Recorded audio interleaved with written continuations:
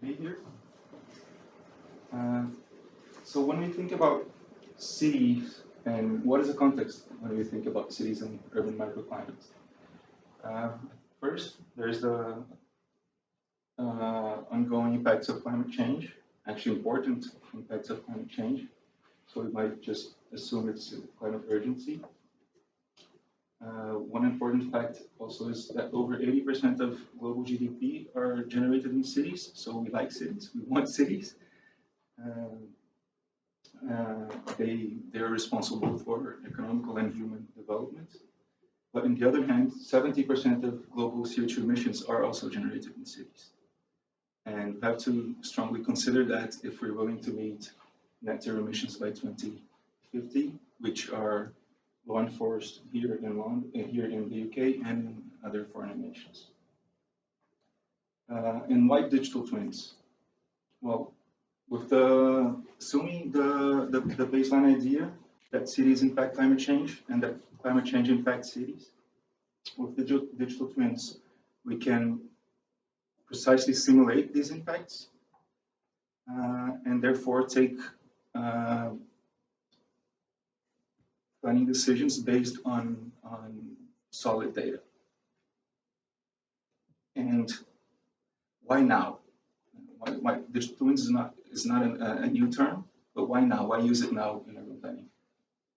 First, well, there is, as we mentioned, the climatic urgency, and fortunately, there is now technological readiness for the application of digital twins.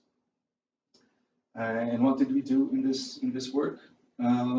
First, we went through an extensive literature review to determine this mentioned scenario, and also to characterize both conceptually and technologically the digital twins, the urban digital twins. And to further understand their application and in some level test them, we did case studies of relevant digital twins already in operation throughout the world. So from the literature, from the related literature, we confirmed that climate change is a main subject now. It was mentioned in different ways in 34% of the papers analyzed, and it was a big collection of papers. And from those, we can highlight climatic resilience, energy efficiency, and green infrastructure, especially leisure-based solutions. And to briefly describe digital twin, we can say it's a broad and precise replica of a city or an urban area. It doesn't need to be the whole city, it can be a group of buildings or a neighborhood. It has up-to-date information, which is fed by IoT and reality capture.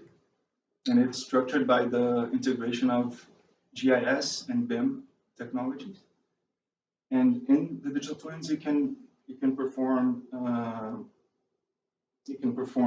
realistic simulations, assisted simulations of climatic scenarios and the response for those climatic scenarios, and be assisted with AI and machine learning. And one thing that I didn't put here, but it's important to mention, now the more modern digital twins are being constructed, developed in game engines, so they're also very intuitive and friendly. There's a friendly accessibility to it. From the digital twins that we analyze around the world, and application around the world, some relevant resources are worth mentioning. They are able to monitor and model energy consumption, transportation, and building efficiency. We've also seen applications in water supply and flood management, the modeling of green infrastructure versus heat islands, and an important as well, especially for the developing world, is they are able to map informal and heterogeneous urban environments. I don't think in the UK this is a concern, but in Brazil especially, I worked for the municipal government for a period, and most of the places we would think of doing something, you don't have any data, like you don't know how the streets are, the houses were, anything like that. But we also found some challenges, some implementation challenges, mostly related to capital resources, especially with data acquisition, storage, and visualization, data acquisition, data storage, and data visualization. Human resources, outside the academia and outside the specialized companies, there aren't many technical knowledge. The government and general population don't have the technical knowledge to deal with them. And some organizational issues. We've seen reports of being difficult to defend the technology in institutions where we don't have a technical staff board, more of politicians, so they don't really understand the importance of it. But all of these difficulties have addressments that we've studied, and I can discuss with any of you personally if anyone is interested. So in conclusion, we think the digital twin is a key asset for urban planning and management. First, because of a technical maturity, as we mentioned before, and the scalability. So a small city can have a digital twin. It can hire the service of a third-party company, or a major city, London, New York. It can have a whole team dedicated to it and build its own digital twin. So this characterizes a viability, both operational viability and economical viability.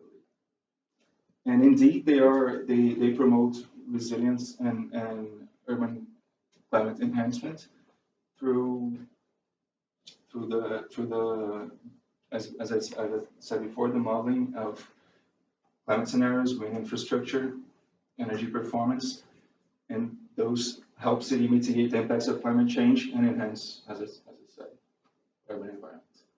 And a third, but very important aspect is that it promotes engagement, both from citizens and from institutions, because they are an interactive platform, as I mentioned, now using game engines, and they enable responsive and real-time management from part of the city, and that strengthens smart city initiatives and also the efficiency of the resource efficiency, the efficient use of resources. Yes. That's it for today. Thank you.